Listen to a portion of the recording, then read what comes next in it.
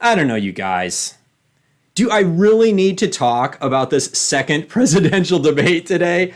I mean, it's obvious that Trump completely destroyed Joe Biden in this second presidential debate. Hey, I'm Greg D. Welcome to Americana X Newswatch. This is your news commentary show for a little bit of common sense perspective on your weekly news cycle. This show is for conservatives that are looking for some input, some commentary that goes beyond the sensationalized headlines that's constantly being sold by our mainstream media, which, as you know, is way biased for the liberal left. If you're new to the show, welcome. If you've been here before, you know what to do. Like, comment, and subscribe. Share this video out to people in your network so we can continue to grow this Christian conservative network to inspire a greater America. All right, let's get into the show, you guys. Obviously, you know the first big topic. We've got to talk about it. The second presidential debate and just how badly Donald Trump destroyed Joe Biden. We're going to talk about it here briefly. I probably will not spend a lot of time on this, honestly, because to me, it felt like almost a foregone conclusion from everything we've seen in the last year, last several months at least. The indicators have been clear. Biden is off his game. He's off a step. He's lost it. He's really not delivering the goods as a presidential frontrunner. The guy, he's a weak candidate. On the other hand, Donald Trump at the top of his game, stronger than ever. First debate, if that wasn't enough to convince you that Donald Trump was clearly a stronger candidate, then this debate really established Donald Trump as the clear, stronger choice to serve as the president of the United States. I mean, come on. Is this even like a thing? Yes, it is. We're going to talk about it. It's going to, I will go through my bullet points I've made notes on, but like I say, I probably won't spend a super long time on this. Donald Trump totally outperformed Joe Biden. The optics are totally on Donald Trump's side right now. Biden, hey, look, he did make it through the entire, whatever it was, hour and a half without too many gaffes, okay? Got to give him credit there. And honestly, I'm happy he made it through, okay? But towards the end, he was beginning to slip a little bit, and you could see it. It's like maybe the drugs were wearing off. I don't know. But alas, Joe Biden is showing, particularly more in this debate than in the first one, that he is just a politics as usual goober. He is just a guy reciting whatever the mainstream media narrative has been. He's just parodying it. He really is the puppet candidate. And beyond that, anytime he had like a moment where he could like sort of have a heartfelt moment where he's going to connect with the American people, it would always come off as like trite platitudes and really worn out old style of politicking. Like when he'd start talking about you're sitting around the kitchen table at home. It's just a really cheeseball, corny way of delivering a message that's supposed to connect with your audience. In fact, there was a moment, I think this is worth talking about. Donald Trump called him out on that very thing. I'm sure there's going to be other pundits that are going to talk about this today. I'm probably going to say something.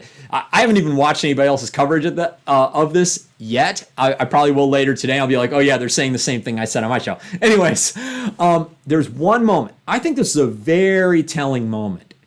And in fact, I think it might really, in this one statement, really boil down a lot of the differences between these two candidates. Donald Trump, at one moment in this debate, turns to Joe Biden and he says, kitchen table? Really, Joe? Come on. You can do better than that.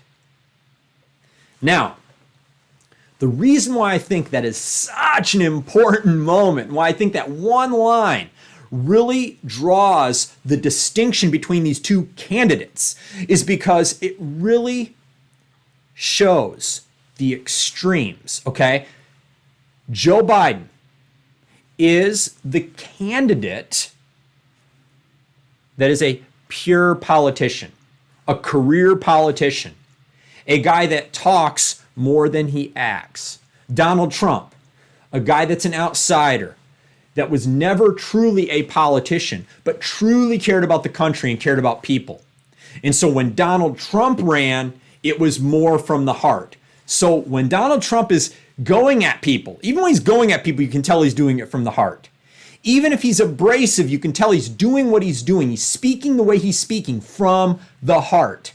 So when he says, kitchen table, come on, man. He didn't say, come on, man, but he's like, come on, Joe. You can do better than that. And really, Joe should be able to do better than that. For being in politics for 40 some odd years, it should not feel like he's phoning it in here in this presidential debate. But this kind of garbly-gook, platitudinal, sort of like, you're at the kitchen table and your tires are bald on your car. You know, this is just such a cheesy, cornball way of running your presidential candidacy. And actually, there's one guy earlier this week, is another pundit or commentator. He made a very good point, and I do think it's pertinent here, kind of following up what I was saying about how Donald Trump represents a truly heartfelt non-politician really running to solve problems, whereas Joe Biden is a career politician that talks more than he acts. And the point that this guy made is Dave Rubin. He made this point that what we're experiencing right now is a reality war. And I just think that really gets to the heart of what's really going on, above and beyond these debates that we're seeing here. I think this is worth highlighting, and it's worth me spending a little time on my show directing people to this concept. Watch some of Dave Rubin's videos just in the last few days even, where he's been talking about the concept of a reality war. Because it really, in the way that he highlights it, depends on the news that you're watching. It depends on where you're getting your information from. If you are a person that leans left and you're a liberal, you're probably watching mainstream media and you are getting whatever reality mainstream media is selling you. If you're a person on the right, you're a Republican, then you're probably watching all these alt-tech commentators all over the internet that you are getting a different sense of reality. So we have two realities being sold, and Americans have got to decide which reality they're going to invest in. Now, this is what I would add. I don't know if he said this yet. He might have already said this. But what I would add to this, since I'm talking about this subject, when you have two realities being sold, both realities cannot be simultaneously true. They cannot be of equal value. One reality will be closer to actual reality, and one reality will be further or more of a fiction, a narrative. Hey, look, if you were to hold the belief that we can have two realities and hold both realities equally, and one is not closer to actual factual reality than the other, then that would literally be the fictional reality that you're believing in, because it is not true. One reality is always going to be closer to actual factual reality than the other. At any rate, I think that this whole concept that he's getting at, this reality war that we're in right now, could not have been better typified than in the stump speech that Obama gave at a Biden-Harris rally. I guess it was a drive-in rally, really cheeseball, but at any rate, just very sad. When you hear car horns in the background, it just seems just very sad. Like, geez, like we live in a time where our rallies, people have to drive from their cars and honk their horns. At any rate, I do think that this drawing a stark contrast between the realities that are being sold between the Democrat and the Republican parties was really typified in this speech that Obama gave. Look, if you're a Democrat, then you probably agree with everything that Obama said in his speech. You probably go along with the reality that Obama was giving you, you know?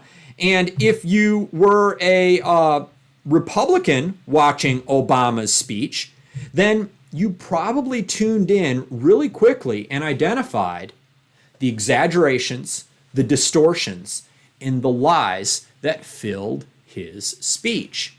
Literally, he was crafting a reality. I think what we were watching was a reality based purely in fantasy.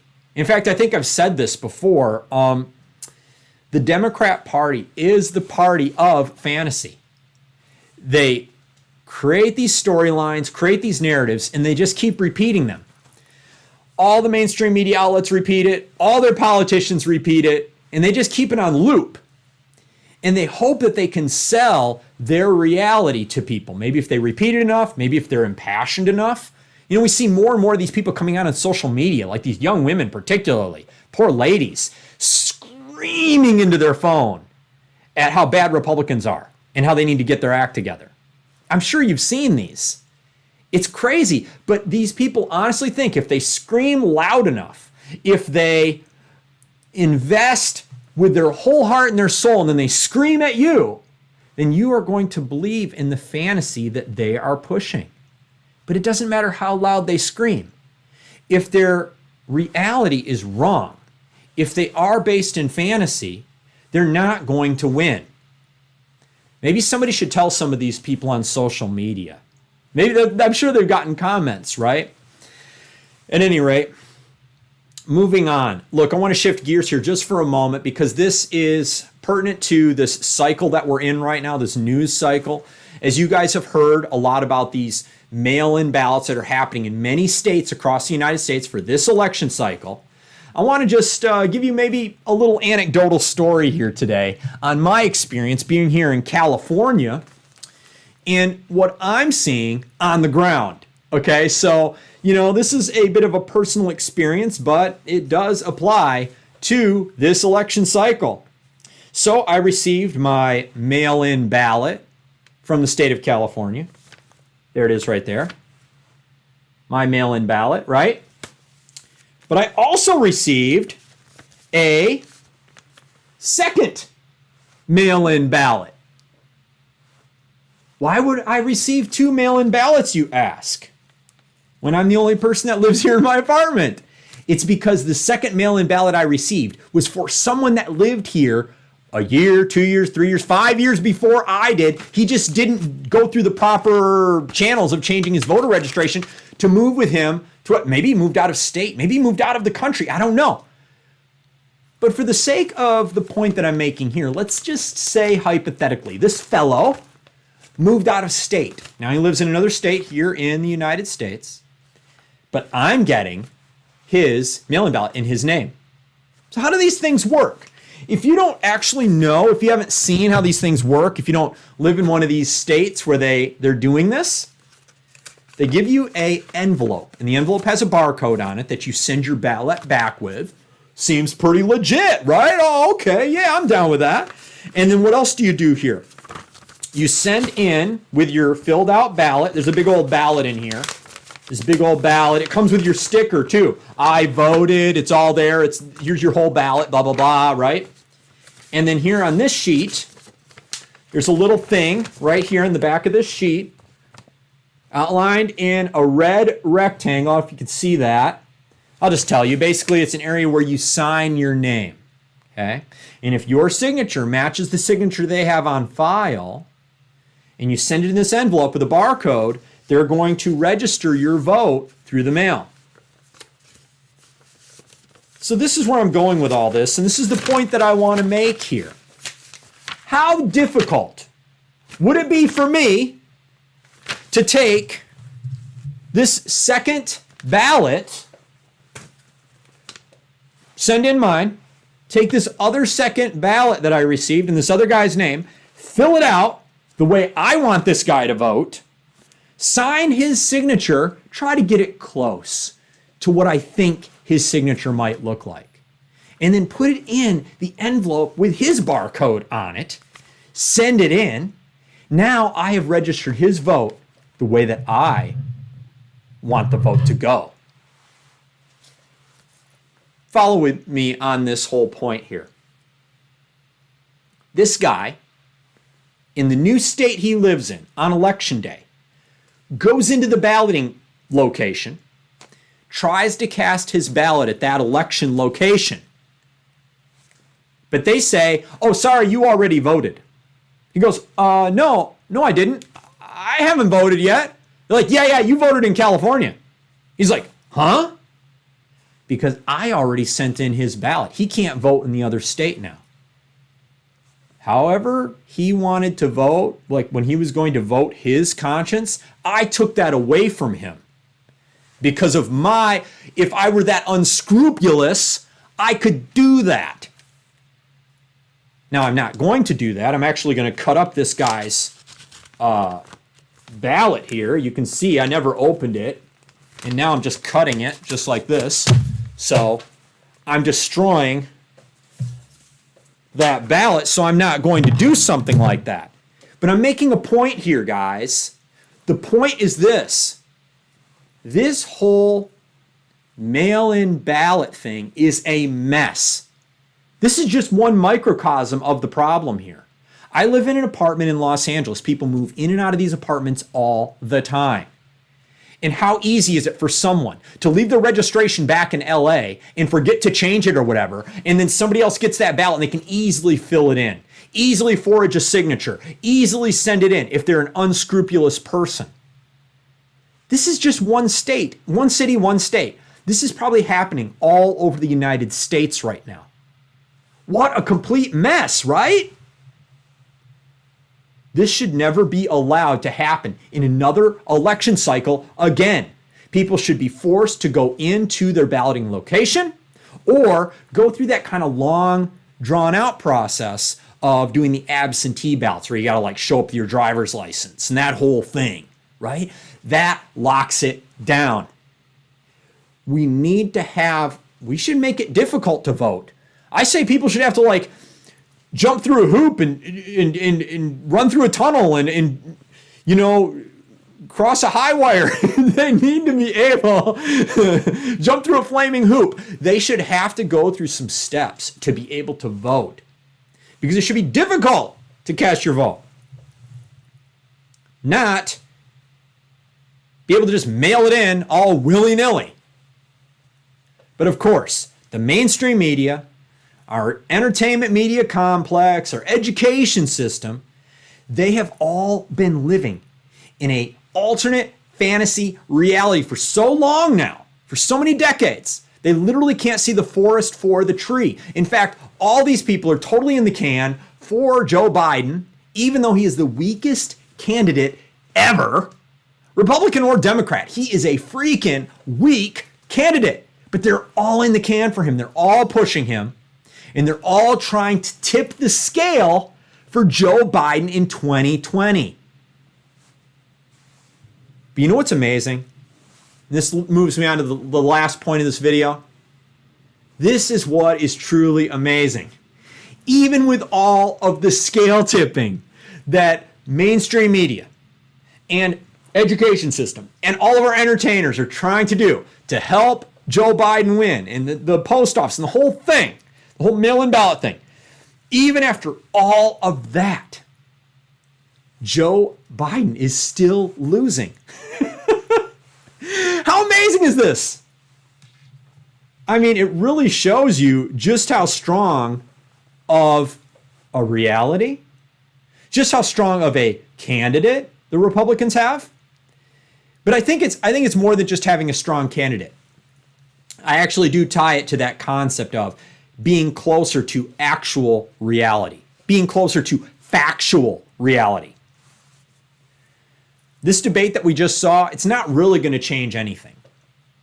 Joe Biden is still a weak candidate, and the entire Democrat Party is invested in a political game that is out of step with reality.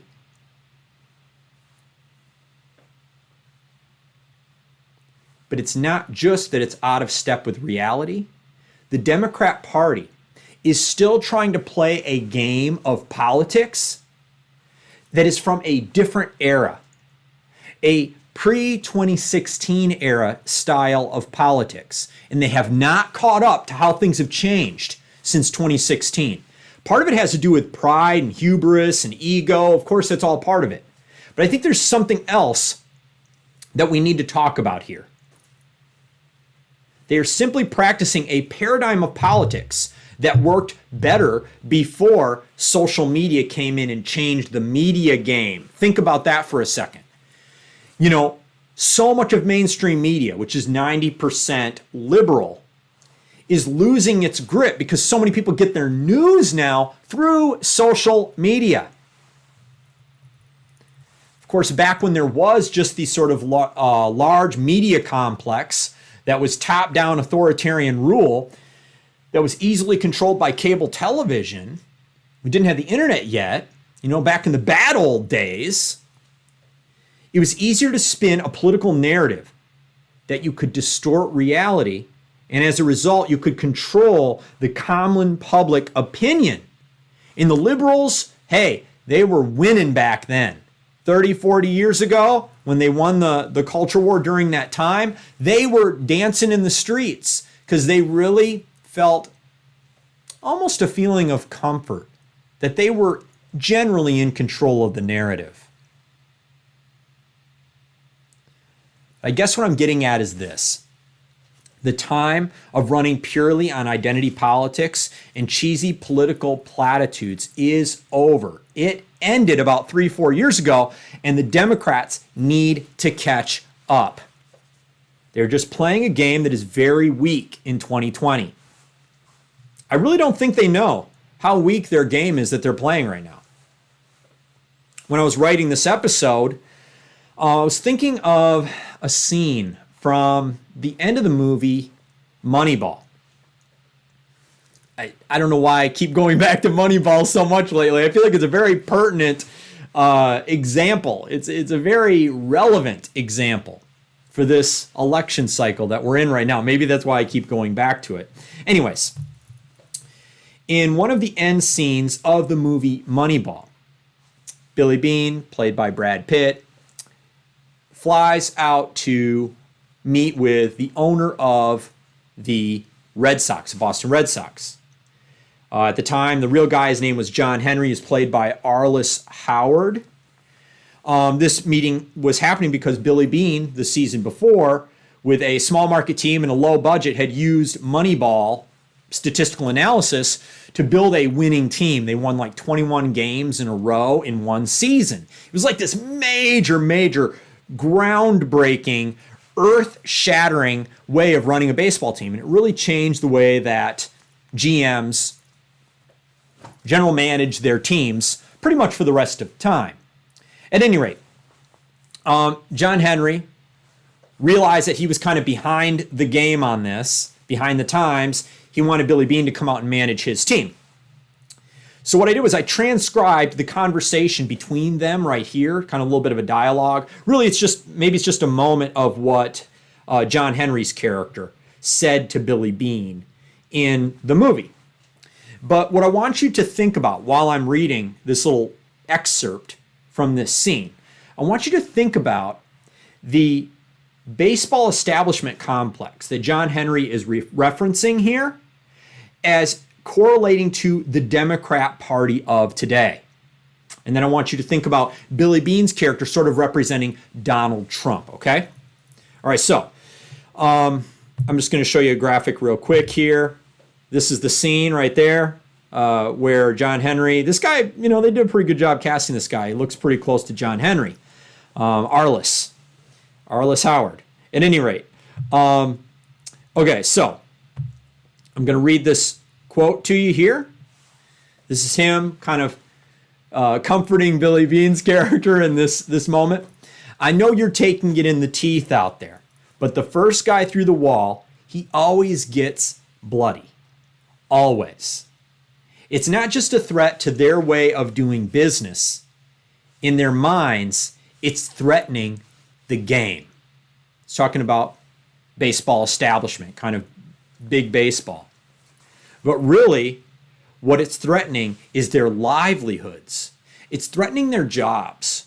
It's threatening the way that they do things. And every time that happens, whether it's government or a way of doing business or whatever it is, the people that are holding the reins, that have their hand on the switch, they go batshit crazy.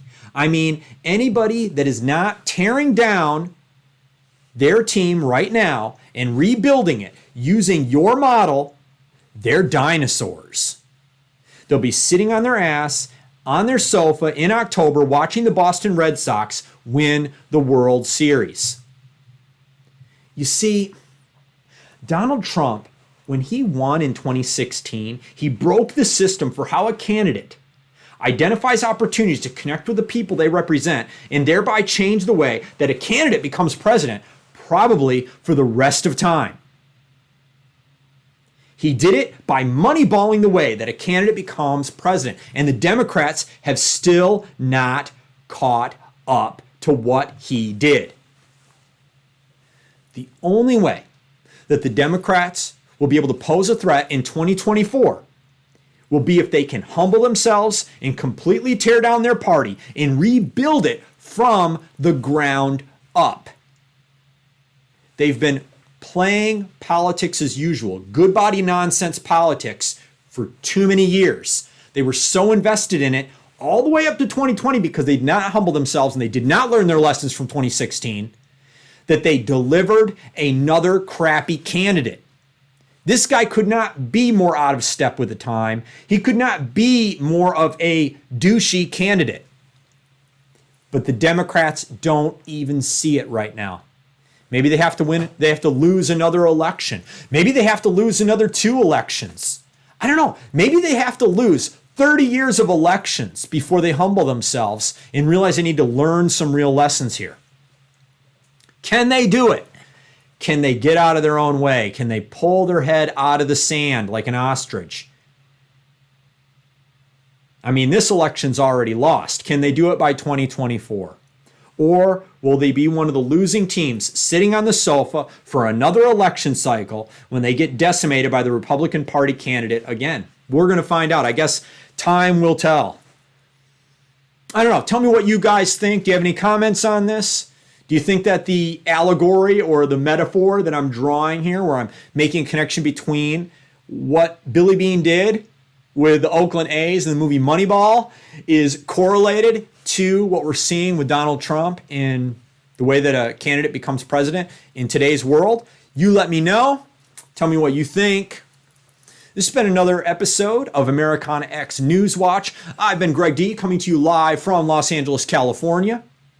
We will see you again soon.